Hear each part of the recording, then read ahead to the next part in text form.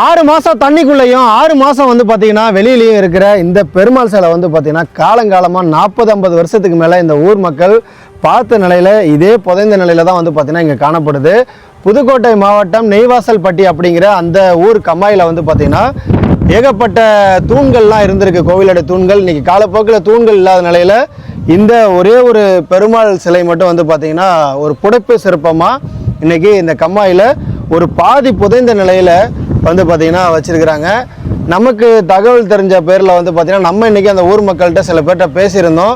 கூடிய விரைவில் கலந்து யோசித்து சொல்லுங்கள், நான் இவரை எடுத்து வச்சு ஒரு செட்டு போட்டு தரேன் அப்படின்னு சொல்லி பேசியிருக்கேங்க. ஏன்னா எத்தகைய அழகான ஒரு திருமணி பாருங்கள், ஃபுல்லாக அரிச்ச நிலையில் தான் இருக்கே தவிர ஆனால் எந்த விதமான ஒரு சேதமும் இல்லாமல் இருக்குது. இன்றைக்கி காலம் கடந்து இன்றைக்கி மேலே வந்திருக்கு அப்படின்னா கண்டிப்பாக அதுக்கான மரியாதையை நம்ம கொடுக்கணுங்கிற அந்த நோக்கம்தான். எத்தகைய அழகான வடிவங்கள், எவ்வளோ அரிச்சா கூட இன்னமும் அதில் இருக்கிற அந்த நுட்பங்கள் தெரியுது பாருங்கள்.